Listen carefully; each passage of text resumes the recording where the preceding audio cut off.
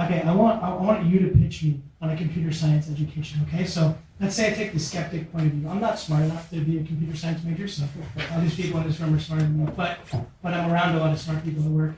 And well, I can just use Windsurf, the code. I can just use ChatGPT, right? And like maybe for Yulia too, right? So I can just vibe code, right? Why do I need a computer science education? What's that going to give me? I can just vibe code an app tomorrow, right? I'm a product manager, but do I even need my engineers? Don't tell me this. Do I need my engineers like tomorrow, or can I just code my own stuff? Why do I need a computer science education? Okay, so for example, actually even without AI, back a few years ago, one thing is you can pretty much learn everything by yourself because there's so many free online materials. Right? I'm teaching captives, there's a Khan Academy, there's so many things. I'm teaching other courses, there's Coursera, there's so many things. And why do we need even a teacher? Right? Let's actually connect your question with the previous one. And I challenge my students, just go ahead, do it by yourself, and tell me what's the learning outcome without the teacher.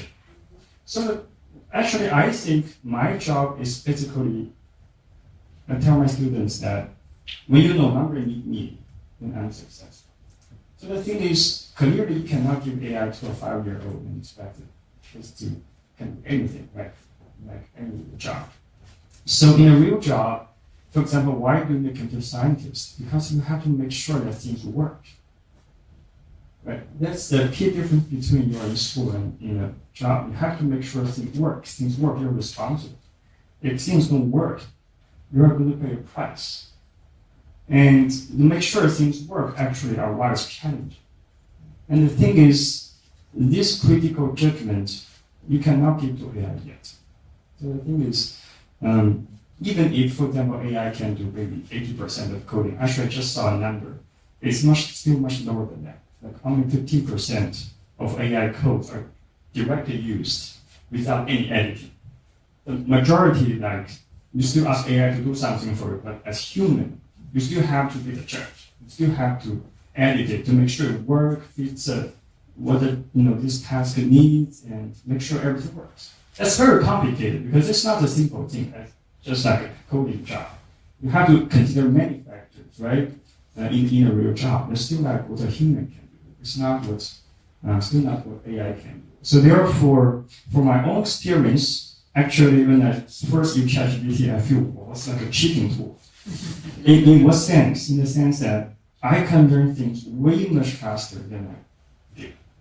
I'm just keeping asking, for example, if I want to research about stock market, I know nothing about stock market. I was teaching math, but not finance. I'm just keep asking AI 1, 2, 3, 4, 5 because I have critical thinking. I'm a PhD. I can say, hey, you say this, but I don't understand. Tell me more. And after asking maybe for 30 minutes, I think I learned a lot. And I feel very comfortable to even teach my students about stock market. But this is fantastic, right? This will talk about speed, only like learning speed. But I do think that probably my students, I don't know, but probably many of them they are not doing it. So the thing is, you need, those capabilities, I think I developed without AI because I have a lot of experience in my PhD training and a lot of things. So therefore, I think AI is wonderful. It can do so many things, fantastic. But in the end, I believe human must be the judge. But to be the judge, you need judgment, which is one of the most difficult things to develop. And that's why we are still here. In other words, even if AI can do the job, but if you are the judge to say whether I use it or not, whether I need to do some revision or not, so that you don't do your job, you make things work, it still takes years of education, years of experience to read that. So that's why you have to be the scientist. And not only that, but also like teachers. Because without teachers, the majority of young people, they still cannot learn by themselves. So they are so valuable, I think. I have a question to the audience, actually. How many of you is here writing the code? Or you believe this is a job, your future job, to write code or to do data science coding, building the models? Anyone? Yeah, a lot of you, right? Yeah. You guys are so shy. Most of you. It looks like nobody. No way. Okay. We're all data science students. Asia. So what do you think you will be paid for? For writing code? What would be your deliverables? What would be the main value you're bringing to the job? What is it? Just give me some rough ideas. What you will be paid for to get a high-paid job? The value. Not the skill. What's your deliverables? Are you doing research papers? What do you think? It's got to be your Git commits, right? How many guys are going to be committing a lot? You got to be committing code. I would imagine. Some throughput. Lines of code, maybe? So, vibe coding is really important concept because it turned out just what we do, we write our intention, we write our prompt, the first prompt, then we fine-tune this prompt.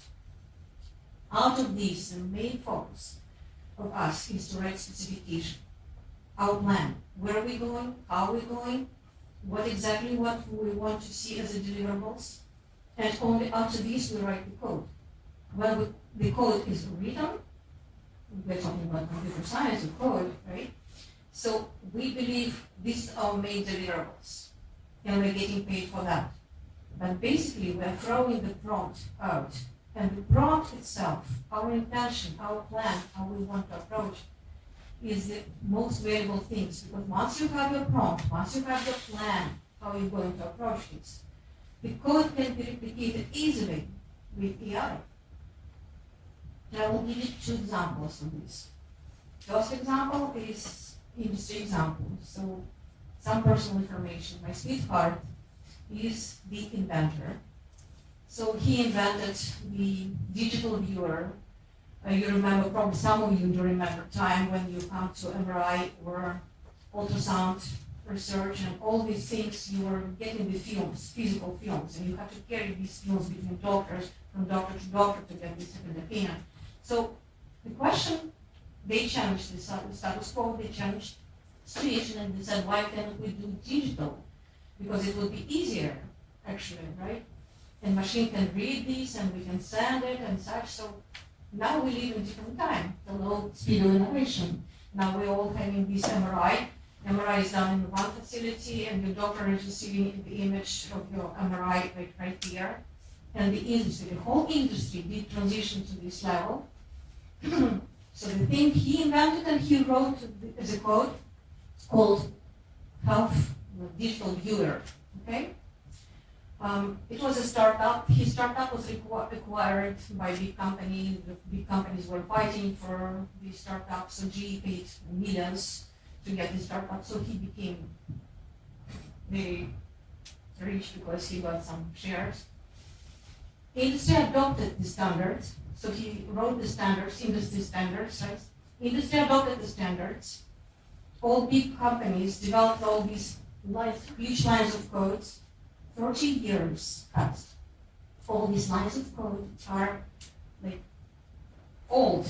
It's not functioning well. It has to be rewritten. But they invested so much time into writing this code. And this is a huge challenge for the entire industry because the big companies like GE or Fujitsu or you can name Siemens, all these big companies are like hosting, having the whole departments which are developing products built on the inherited viewer. It's like legacy thing. So what to do about this? When the foundation is outdated, what else can you do on this? So he was given the challenge.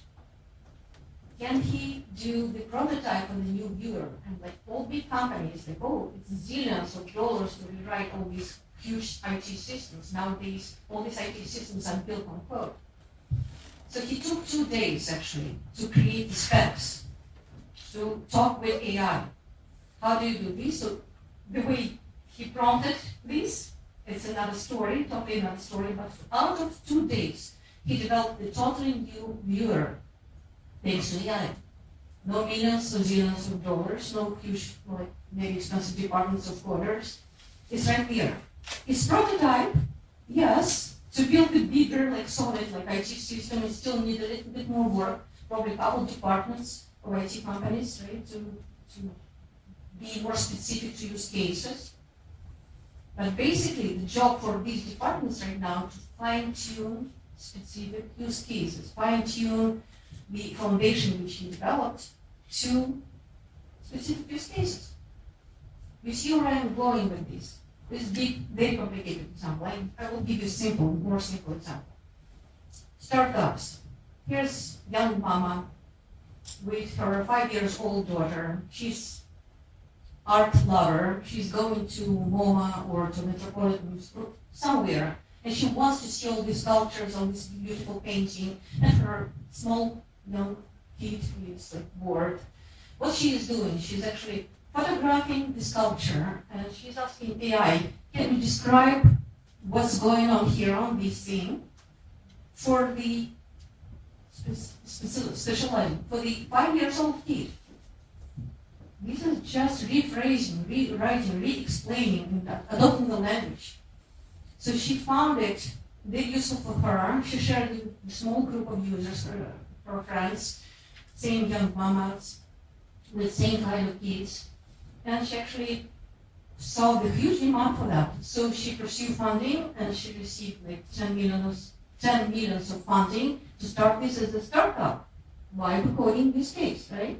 She did vibe coding, she did test proof her concept, her idea, and then she moved to build a professional IT system out of this, the final product, fine-tuned product. Yes, she did hire professional programmers to do this because they are experienced, they know what to ask, they know what specs shall be there.